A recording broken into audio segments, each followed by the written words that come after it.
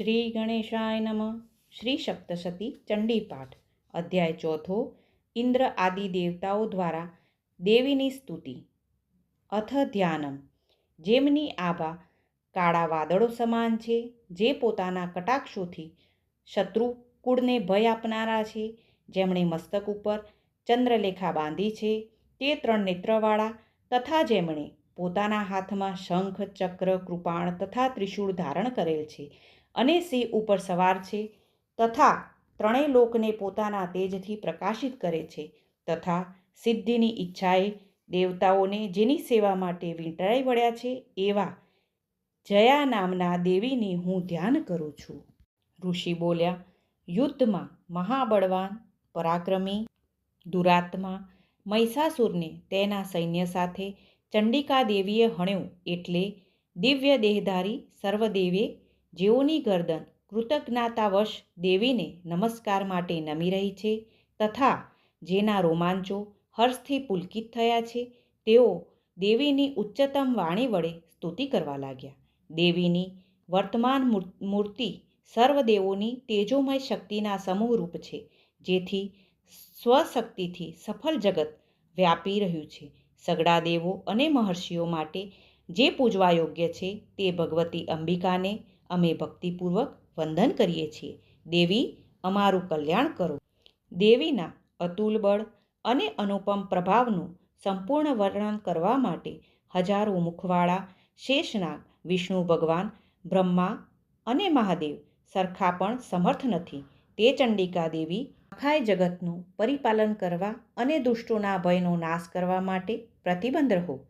જે દેવી પુણ્યશાળી મનુષ્યોના નિવાસસ્થાનમાં સ્વયં લક્ષ્મી રૂપે રહે છે અને પાપાચારીઓના નિવાસસ્થાનમાં દરિદ્રતા રૂપે રહે છે, તે દેવીને અમે વંદન કરીએ છીએ. વળી શુદ્ધ અંતકરણવાળા ભક્તોના હૃદયમાં સદબુદ્ધિ રૂપે, જ્ઞાનીજનોના હૃદયમાં શ્રદ્ધા રૂપે અને ઉત્તમ કુળમાં જન્મેલાઓના હૃદયમાં લજ્જા રૂપે રહે છે, તે દેવીને અમે વંદન કરીએ છીએ.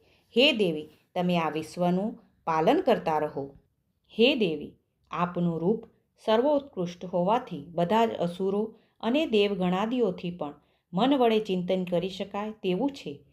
નહીં તો પછી અમે વાણીથી કેવી રીતે વર્ણન કરી શકીએ? અસુરોનું નાશ કરનારું આપનું મહાન બળ અને અનંત પરાક્રમ તથા સંગ્રામ વિશેનું આપનું અદ્ભુત ચરિત્ર શું વર્ણન કરી શકીએ? જ્યાં મનથી સ્મરણ કરવાનું અશક્ય છે, ત્યાં વાણીથી તો તમારું મહિમા વર્ણવી જ શકાય તેમ નથી. હે માતા, આપનો મહિમા અપરંપાર છે.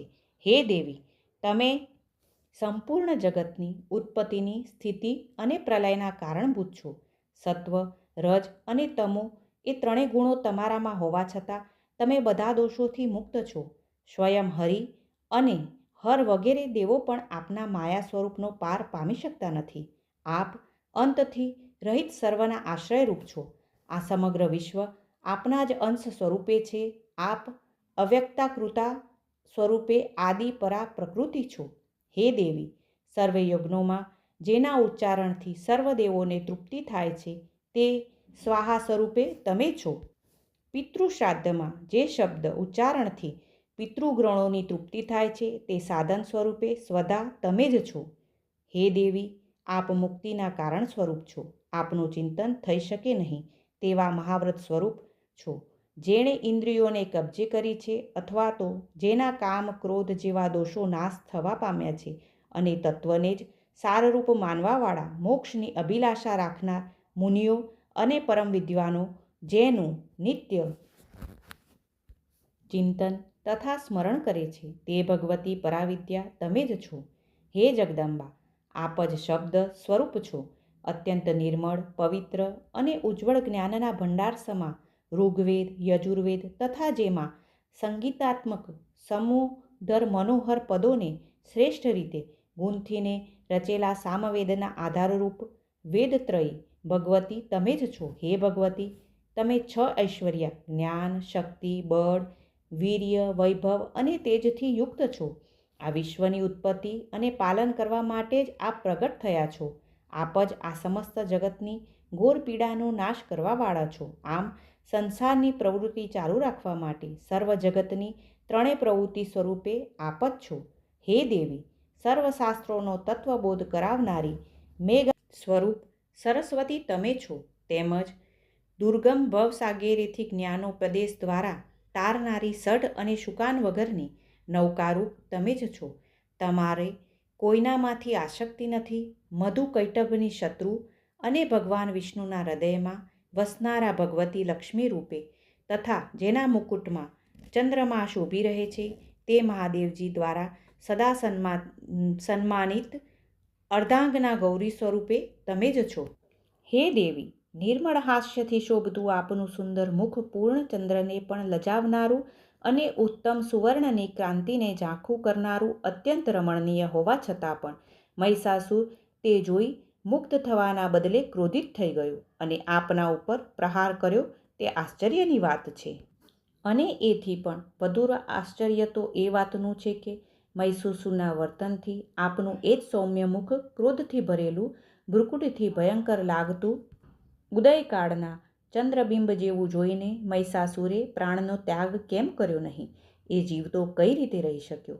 કારણ કે ક્રોધાયમાન થયેલા યમરાજાને પોતાની સમક્ષ જોઈ કોણ જીવી શકે? હે દેવી, તમે જ્યારે પ્રસન્ન થાવ છો ત્યારે જગતનું કલ્યાણ કરો છો અને કોપાયમાન થતાં તત્કાળ કેટલાય કુળનો નાશ કરો છો. તે હમણાં મહિષાસુરના અત્યંત બળવાન સૈન્યનો આપે નાશ કર્યો ત્યારે જ જાણ્યું.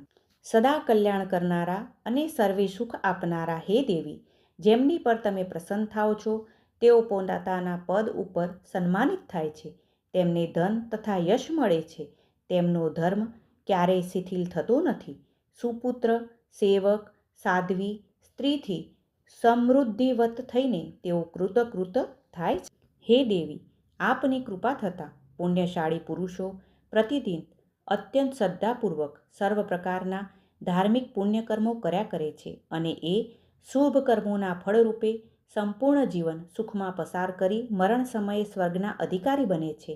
આ રીતે આ લોક ને પરલોકમાં મનવાંછિત ફળ આપનારા હે દેવી તમે જ છો. હે મા દુર્ગા, સંકટ સમયે આપનું જે સ્મરણ કરે છે તે સર્વ પ્રાણી માત્રના ભયને તમે હરી લો છો અને જે પ્રાણી સ્વસ્થ રૂપે આપનું ચિંતન કરે છે તેને કલ્યાણના માર્ગ ઉપર લઈ જનારી શુદ્ધિ બુદ્ધિ આપો છો. શરણાગતના દારિદ્ર સંકટ અને ભય હરનારા સર્વ પર ઉપકાર કરનારા દયાળુ અને આદ્રચિત્તવાળા તમારા જેવા બીજા કોઈ દેવી નથી. હે દેવી, આપ પરમ કૃપાળુ છો. દાનવોના સંહારથી જગતને સુખની પ્રાપ્તિ થાય. દાનવો હંમેશા પાપ કર્મ કરતા હોવાથી ચિરંકાળ સુધી નરકમાં રહે અને સંગ્રામમાં તેમનો નાશ કરી તેઓ નરકને બદલે સ્વર્ગ પામે એવા 3 પ્રકારના હેતુને મનમાં ધારીને જ તમે દાનવોને હણ્યા છે. હે દેવી, તમારી દ્રષ્ટિ માત્રથી જ અસુરો ભસ્મ થઈ શકે તેમ હોવા છતાં શત્રુઓ પર પ્રહાર કરવાનું કારણ એટલું જ છે કે તમારા શસ્ત્ર પ્રહાર વડે તેઓ પવિત્ર થઈને પરમ ગતિને પામે એવી આપની કલ્યાણકારી બુદ્ધિ છે. આ રીતે આપ દુષ્ટ રાક્ષસો ઉપર પણ કૃપા કરનારા છો, તો પછી ભક્તજનોના કલ્યાણ કરવા ઈચ્છો છો તેમાં તો કહેવાનું શું હોય? હે દેવી, આપના અત્યંત તેજસ્વી ખડગના પ્રકાશ સમૂહથી તથા ઉગ્ર ત્રિશૂળની કાંતિના સમૂહથી અસુરોની દ્રષ્ટિઓનો નાશ ન પામે તેનું કારણ એટલું જ છે કે તેઓ અમૃત કિરણોવાળા ચંદ્ર સમાન આપના મનોહર મુખનું દર્શન કરતા હતા.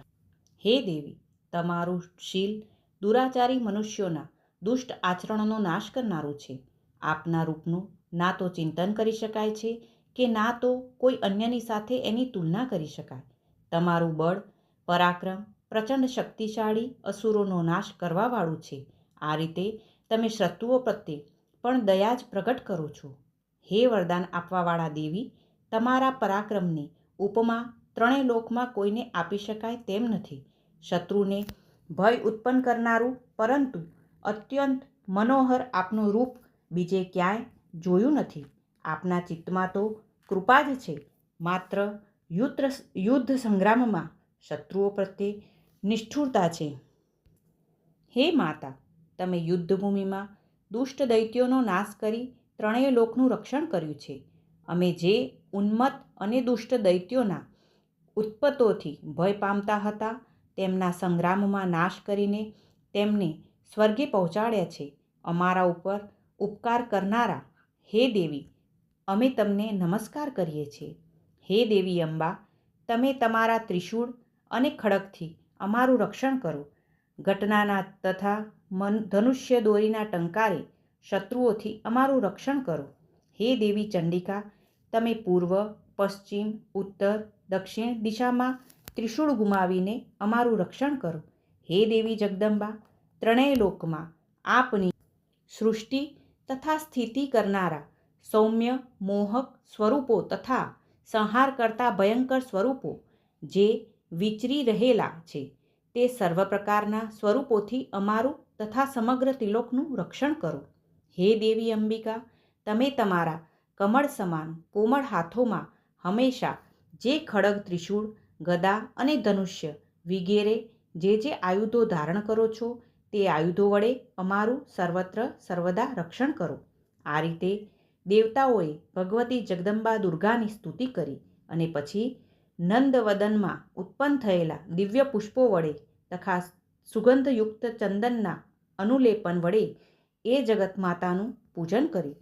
બધા જ દેવોની ભક્તિ વડે, સ્વર્ગીય ધૂપ વડે તથા ગંધાદી વડે સારી રીતે આરાધેલા તે દેવી પ્રસન્ન મુખે ઇન્દ્રાદેવોને કહેવા લાગ્યા, હે દેવો, તમે કરેલ પૂજન અને સ્તુતિથી હું અત્યંત પ્રસન્ન છું. તમારે મારી પાસેથી જે માંગવાની ઈચ્છા હોય તે માંગી લો, હું પ્રેમથી આપીશ. હે મા ભગવતી, તમે અમારા શત્રુ મહિષાસુરને હણ્યો, તેમાં જ અમારું સર્વ કાર્ય સિદ્ધ થઈ ગયું છે. હવે કંઈ પણ કાર્ય બાકી રહેતું નથી. હે મહેશ્વરી, છતાં તમારી વરદાન આપવાની ઈચ્છા હોય તો અમો દેવો જ્યારે જ્યારે તમારું સ્મરણ કરીએ ત્યારે ત્યારે અમારી તે મહાન આપત્તિઓનો નાશ કરવાની કૃપા કરજો. અને આ સ્ત્રોતથી જે કોઈ મનુષ્ય આપની સ્તુતિ કરે તેને હે પ્રસન્નમુખી અંબિકા દેવી, તમે જ્ઞાન, વૈભવ, ધન વગેરેની સાથે સ્ત્રી આદિ સુખ આપી એની રક્ષા કરજો. અને જેમ અમારા પર તમે હંમેશા પ્રસન્ન રહો છો, તેમ તેના પર પણ રહેજો. હે સુરથ રાજા, દેવોએ પોતાના માટે તથા જગતના કલ્યાણ માટે દેવીને પ્રસન્ન કરીને જે વરદાન માંગ્યું ત્યારે ભદ્રકાળી દેવી તથાસ્તુ કહીને અંતર્ધાન થઈ ગયા. હે સુરથ રાજા, આ રીતે જગતનું હિત કરનારા દેવોના શરીરમાંથી તેજ સ્વરૂપે પ્રગટ થઈ છે.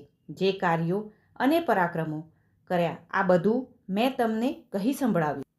હવે દેવો પર ઉપકાર કરનારા દેવી, દુષ્ટ, દૈત્યો અને શુભ નિશુંભના વધ માટે તથા જગતનું રક્ષણ કરવા માટે ફરીથી ગૌરી દેવીના દેહમાંથી કેવી રીતે પ્રગટ થયા તે સર્વ વૃત્તાંત હું તમને કહું છું.